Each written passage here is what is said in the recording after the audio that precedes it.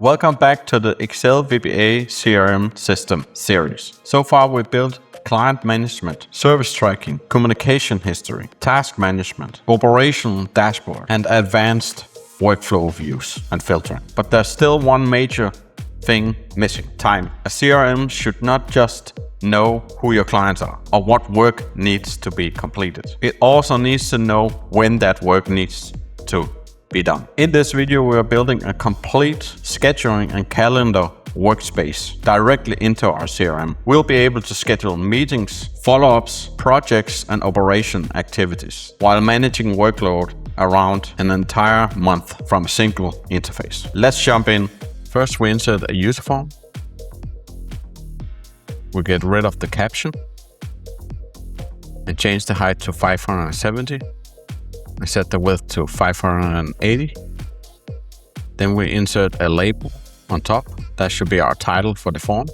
And we change the caption to Planning Center, font 20. Then we have a subtitle below, Plan and Manage Your Daily Activities.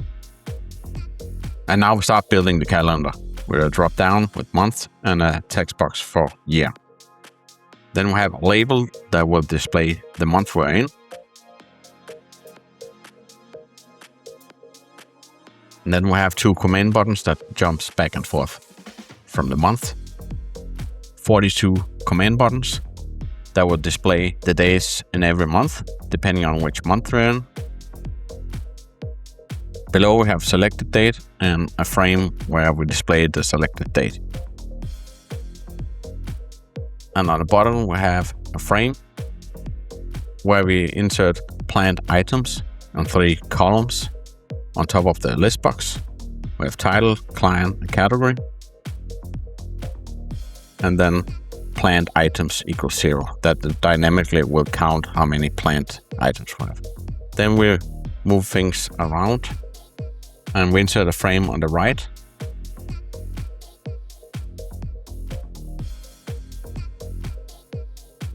Where we have our title, our client and category, and a description box. Here we can see what we have stored, and we can save, update, delete, and clear through the buttons. On the bottom we have 2 labels. The label on the left where we have a caption that explains what color the calendar means. And on the right we have monthly total. And that's it. That's the whole user form build.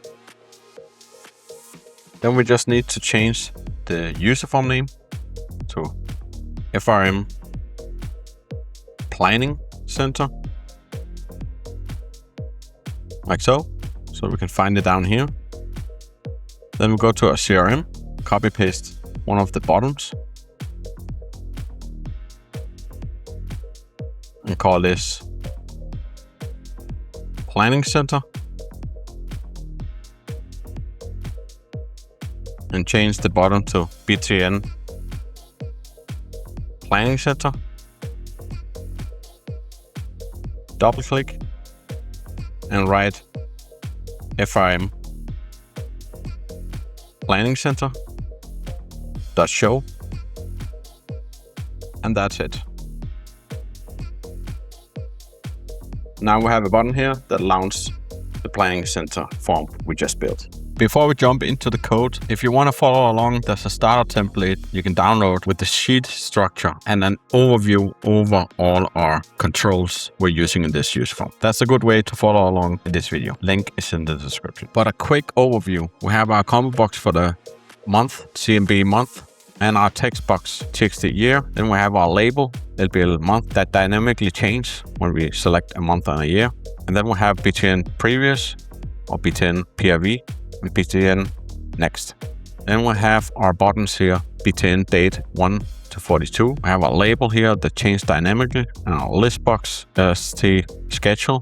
And when we click these things, these 4 input boxes get populated: TXT title, CMB client, CMB category, and a TXT description with a multi-line equal to, so you can write multiple lines. Then we have our 4 buttons: BTN save, BTN update, BTN delete, BTN clear. And on the bottom, we have a monthly total, LBL monthly totals that display all monthly totals. We also have this one, LBL item count, that just counts how many items there are in the list box. That's the quick overview.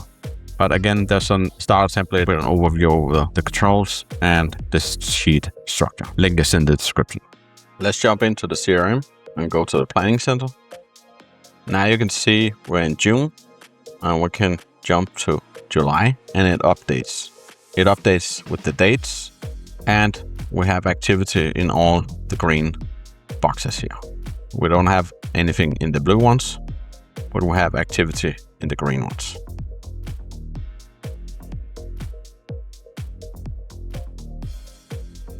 So our CRM can now manage appointments, follow-ups, meetings, workload planning from a centralized scheduling workspace.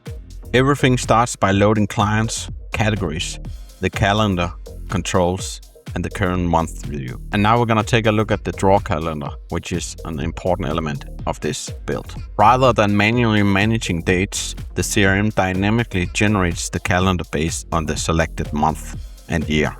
So we're using a for I loop to run from 1 to 42 of the buttons. These are the 42 buttons where we have BTN date 1 all the way to BTN date 42. We reset all the buttons to gray because we needed to dynamically change it back to blue where there is a date and green when there's actually activity.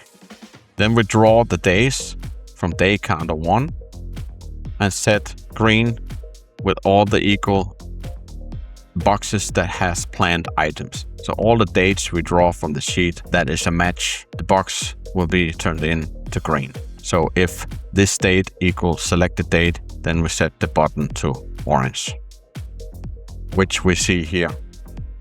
And at the same time, this label updates with whatever button we select. And all the gray ones, you can't click those. So you can click the blue with no activity or the green with activity. Watch how the calendar automatically rebuilds as we move between months.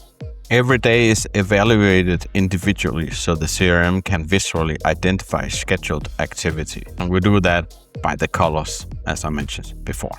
This entire function is very important. DateHasItems. This function checks the scheduled database and determines whether appointments exist for a particular date. This is what we ran through before. Blue dates have no appointments, as you can see. Green dates contain scheduled activities.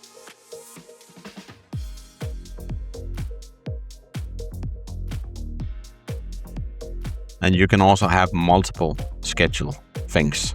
So it's not just one activity per day. You can have multiple activities per day. We're gonna take a look at that later.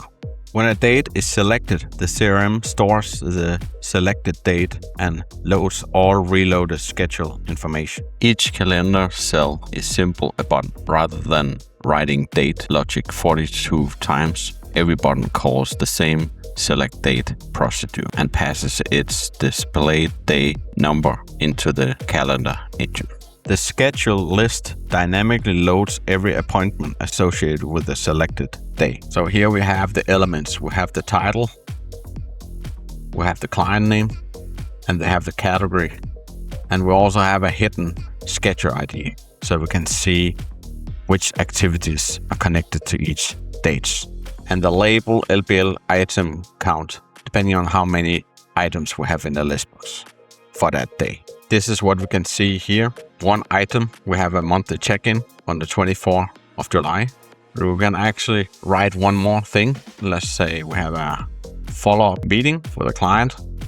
Let's say we have it with Emma Wilson. Meeting, follow-up, proposal, sent last week. I mean, we could write it more in details, but you get the point. Then we click save. We can have two different things on the same day, also for two different clients. Here we have the save schedule.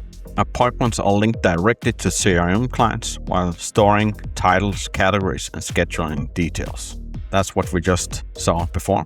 Client records remain connected through hidden IDs, ensuring every appointment stays linked to the correct CRM record, which we can see here on the 24th of July. This stays connected to Emma Wilson because it gets her ID on the back end to connect it to this client. The same goes for all the other activities. It links to clients' IDs. So we know this is for Sophia, this website planning is for David Clark, and so on. Notice how this CRM have been evolving throughout the series. We started by managing client information, then communication, then tasks, and now scheduling. That's how real business software evolves, from storing data to manage operations. Selecting an appointment loads the complete record back into the form for editing. So when we click the list box, the client name, the title, the category, and description get loaded into the input fields on the right, which is basically this function. When we click here, it goes back into the input fields. Update schedule is similar to save schedule. The only difference is existing appointments can be modified without recreating records. So it loops through the dataset to check if the ID exists already. And if it does, it updates the whole row. For example, if we're in July and we look at the 30th of July, we have a contract review for Daniel Hall, task review service agreement. Then we can update it. For example, service agreement accepted. Onboarding call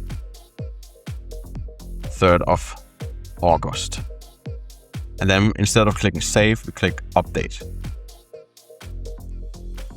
Now let's pick another date and click here. So we change this. And now we go back to 30th of July to see if it's updated. And it's working. And the delete schedule is simply deleting appointments. So appointments can also be removed while keeping the calendar synchronized. We can delete this one, delete this item, yes or no. If we click no, nothing happens. And if we click yes, it deletes it. And now we only have one item for the 24th of July. The CRM continuously tracks total scheduled activity for the selected month. That will mean we have 0 activities in June, which also makes sense. We don't have any green boxes. Then we have a bunch of green boxes, and that will be 10 activity per month. This is not 10 days, it's 10 activities. So now we only have one per day, but we can have multiple activities. So it's not days, it's tracking, it's full activities for the month. Then we have button previous and button next. That allows us to jump back and forth between months. User can quickly navigate through future and historical workloads, which we're seeing here. It jumps back and forth of the months. Now let's plan an entire client engagement from discovery meeting through follow-up and project delivery. Let's say here we have Michael Brown with his 3 services for data dashboard, reporting, automatic, and an Excel optimization. All complete. But let's say he contacts us again and wants a CRM. Then go to planning center. And today we have the 13th. So let's say we have a call with him on Monday, the 15th. So June 15, we have a discovery call.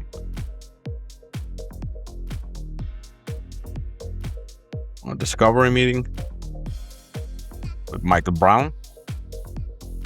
And we just label it meeting. Initial consultation to discuss CRM requirements and business processes. Then we click save. And now we have scheduled it here on the 15th. Let's just say, to keep this simple, 1 week after we want to schedule a follow-up. So we review a proposal for the same client. So now we are standing on the 22nd of June. And we're gonna call the title Proposal Review. Client was Michael Brown. And we label this as a follow-up.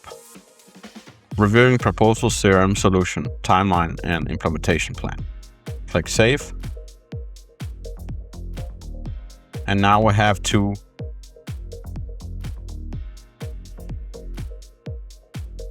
schedule activities. Let's say we're then 1 week after, we're gonna have a kickoff of the project. So we're gonna actually start the project. We can call that project kickoff for Michael Brown.